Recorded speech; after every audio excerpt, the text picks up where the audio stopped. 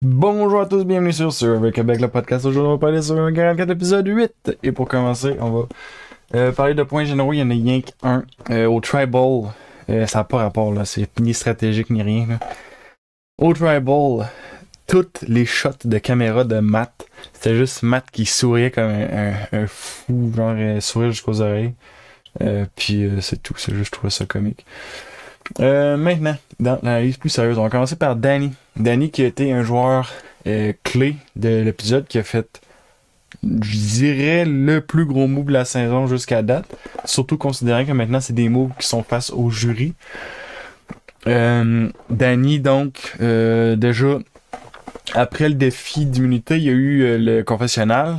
Puis il y avait déjà pas mal de temps en épisode. Fait que là, j'étais comme, c'est Danny qui va s'en aller.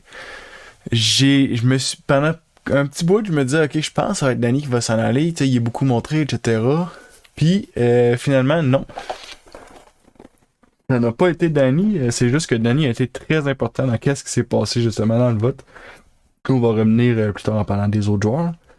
Donc, Danny qui a protégé Franny justement avec succès, c'est le plus gros move jusqu'à date. C'est un move qui est dans le sens, c'est un move qui est tôt, mais en même temps, je veux dire, s'il a besoin de cette alliance-là, ben, faut qu'il fasse le move-là.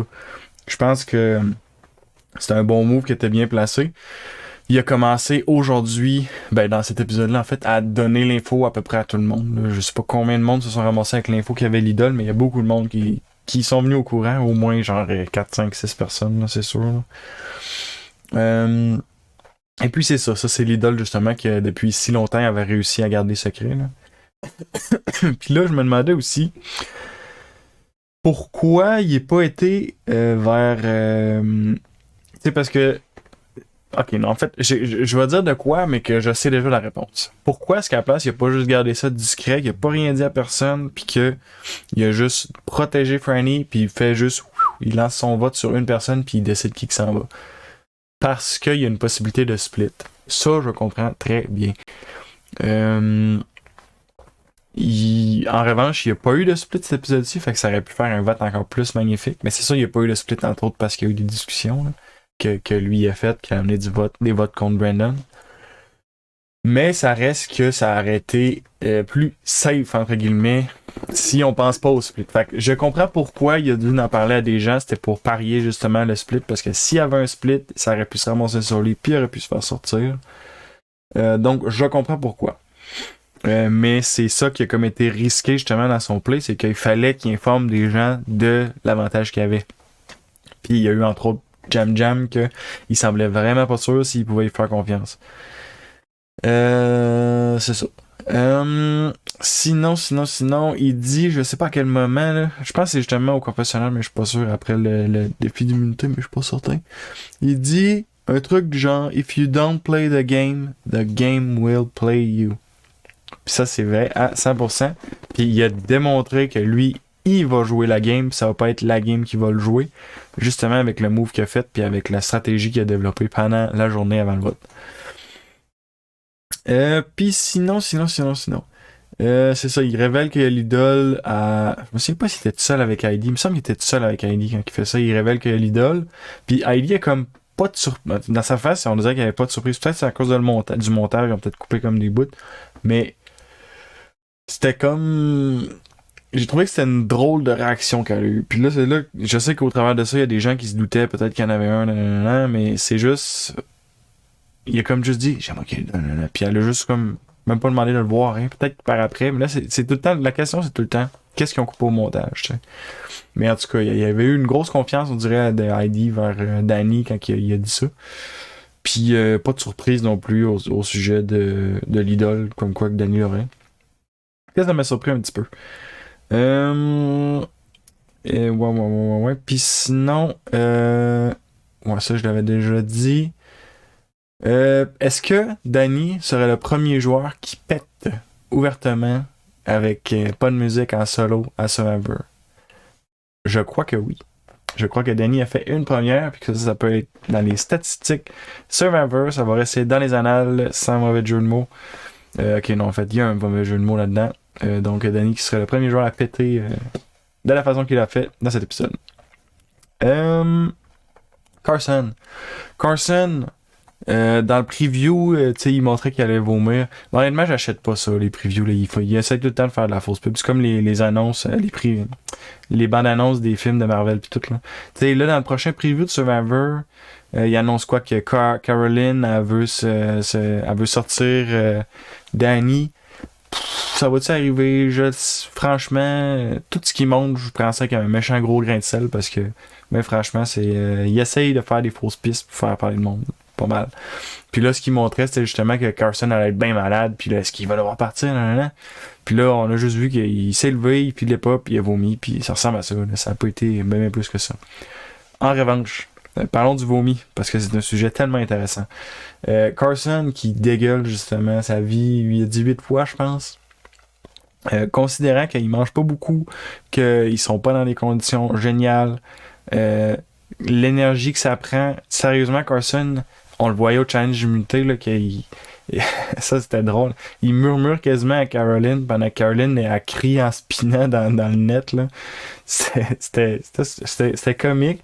Puis ça montrait que Carson est comme. Il essaye, mais c'est dur. Mais c'est ça, l'énergie de Carson devait être extrêmement basse cette journée-là. Ça va. Puis reprendre du mieux, honnêtement, dans les conditions qui sont, ça va être difficile et long. T'sais, à la fin, quand il se baigne pis tout, il a de l'air un petit peu mieux, mais il a pas de l'air bien plus vivace non plus. Là. Je sais même pas s'il a parlé au Tribal non plus, je suis pas certain. Et puis sinon, encore une fois, Carson, tout le monde il fait confiance, tout le monde veut travailler avec lui. Carson, cet épisode-ci, il y a Danny qui veut travailler avec, il y a Brandon qui veut travailler avec, il y a Yam Yam qui veut travailler avec, il y a Caroline qui veut travailler avec. Lauren veut travailler avec, tout le monde veut travailler avec Carson. Carson, il est juste béni pour le vrai. Là. Il arrive là, puis tout le monde est comme, hey Carson, viens ici. Carson, viens ici. Hey Carson, on veut te parler. Tu sais, tout le monde veut de Carson. Puis Carson, justement, tu sais, il y a comme un jeu qui lui est donné gratuit. Mais au travers de ça, j'aime ça parce que le point suivant que j'amène, Carson commence, je trouve, vraiment à faire de la stratégie, puis je le trouve pas. J'avais peur qu'il soit un joueur agressif, puis qu'il se fasse sortir pour ça, mais à date, c'est pas agressif. Je trouve il joue le double agent, dans le fond. Il joue le double agent dans le sens qu'il parle avec Danny qu'il veut faire le vote contre Brandon, puis là, Carson est là. Ah non, mais check, je peux juste rester leur bord, puis aller, tu sais, juste monitorer l'info, là, puis s'il y a de quoi, ben, on va le savoir. Puis c'est sûrement en partie grâce à ça que justement ils ont été capables de sauver le vote contre Franny. Parce que Carson s'est probablement greffé justement au groupe. Ben, il s'est sans doute greffé au groupe parce qu'il a voté contre Franny lui-même, sûrement pour lancer comme des fausses pistes. Puis c'est là que l'idée de double agent vient. T'sais. Carson, il fait vraiment comme s'il est dans le groupe de Brandon, Lauren. Mais Yam Yam, je sais. Yam Yam, c'est un peu la même idée. Là. Je pense qu'il jouait un peu de double agent cet épisode-ci. Mais c'était plus élégant, on va dire, comment Carson le faisait, à cause justement que tout le monde voulait l'avoir de son bord. Fait que c'est qu'il y a l'embarras du choix, puis là, il commence à se committer, justement, vu que il fait moi, en tout cas, moi, j'ai trouvé qu'il faisait le double agent. Il savait ce qui allait se passer, là, que Fernie allait être sauvé, etc. Fait que c'est ça, puis sérieusement, je trouve que c'est super à jouer ça. Ça le met un peu en danger, parce que là, qui va être au courant qu'il a fait le double agent? Danny, sans doute. Ça voudrait dire que là, c'est cool, il est pas pire, mais il va falloir qu'il sorte Danny à un moment donné avant que Danny lance des trucs sur lui. Genre comme quoi qui est un double agent, justement. Qui serait tout à fait possible dans les prochains épisodes. On va voir comment ça va se passer. Mais présentement, Carson, pour vrai, c'est une game qui mériterait de gagner, qui joue, je trouve. Est-ce qu'il va gagner? J'ai encore peur qu'il flippe dans le move agressif. Là, c'est sûr, il n'y avait pas d'énergie pendant cet épisode-ci. Peut-être ça a joué un peu à être plus passif. On va prendre une petite gorgée d'eau, ce sera pas long.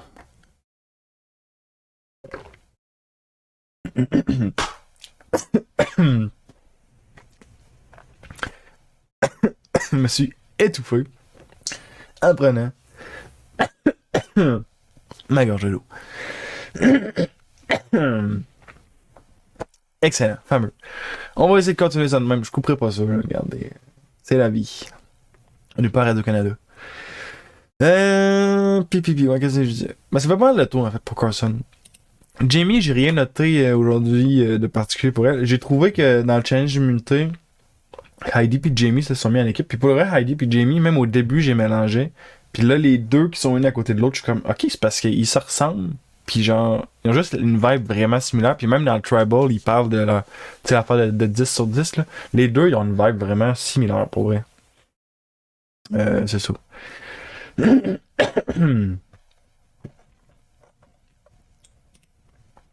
Je vais peut-être tousser pendant quelques minutes. Mais ne vous en faites pas, je ne vais pas mourir. Est-ce que j'espère? Yam Yam. Yam Yam, il revient avec une bonne position du dernier Tribal. Ben, pas lui d'aujourd'hui, mais le Tribal qui avait sorti. Qu'est-ce que ça avait sorti dans l'autre épisode? Je me rappelle pas qui que ça avait sorti, mais en tout cas, tu sais, avec Caroline puis Carson, il se pose. Ah oui, c'est Matt, c'est ça. C'est Matt que ça a sorti. Il se positionne de plus en plus au centre. Yam Yam, tu sais, il a longtemps été en danger. Cet épisode-ci, il n'était pas en danger. Pour une rare première fois, on va dire. Ça fait quelques fois là, que son nom ressort. Puis il se positionne au centre avec Karen et Carson. Fait que Carson, Yam Yam, qui était vraiment mal placé au début du merge, commence à juste bien se repositionner. Carson, honnêtement, il a juste toujours été bien positionné. Depuis le début de la game, il est juste bien positionné, il me semble. Mais là, Yam Yam et Karen commencent à bien se positionner. Il y a des gens qui vont les voir pour faire de la stratégie avec eux autres. Notamment, mettons, on a vu Lauren qui va parler à Caroline. On a vu Yam Yam qui se fait parler par Heidi.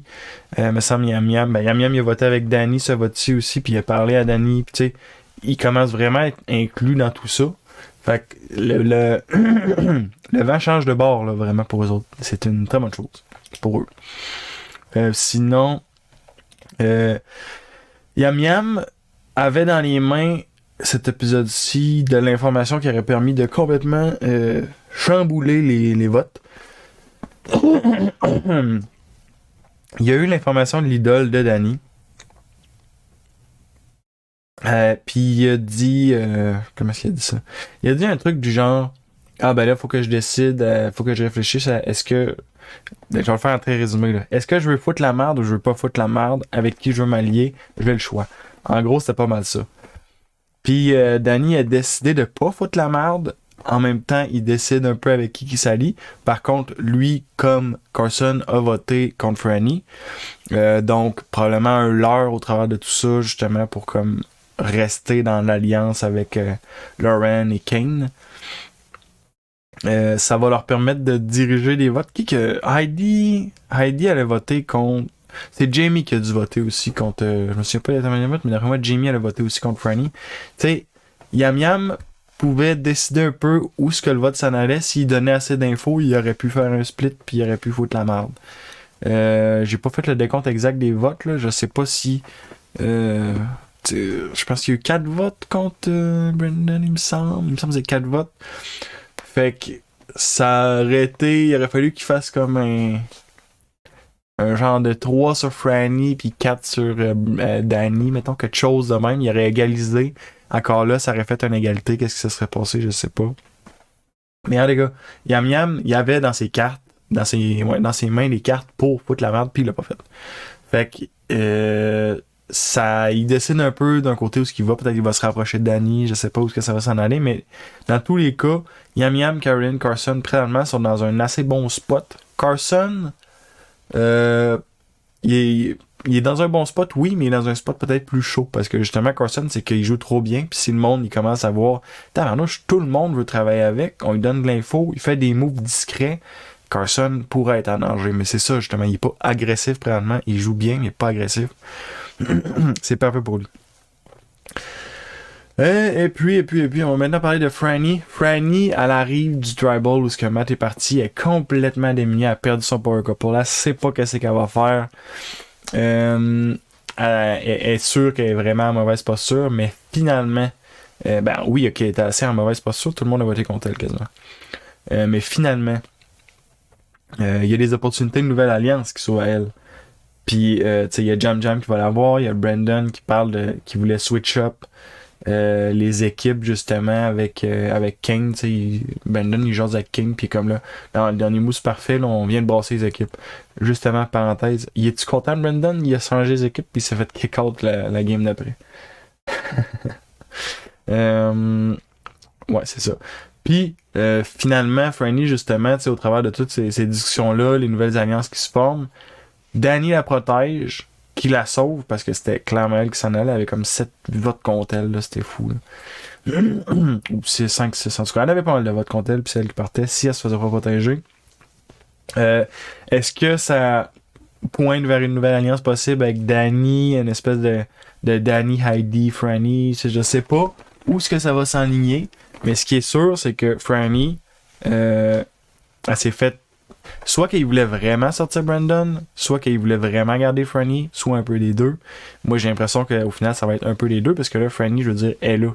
Puis, je crois qu'elle va aller se rallier avec ceux qui l'ont protégé, d'après moi. En tout cas, je commence à tourner un peu en rond. Donc, on va maintenant parler de Lauren qui a gagné l'immunité. Elle dit qu'elle pensait pas gagner l'immunité en allant à Survivor, nanana.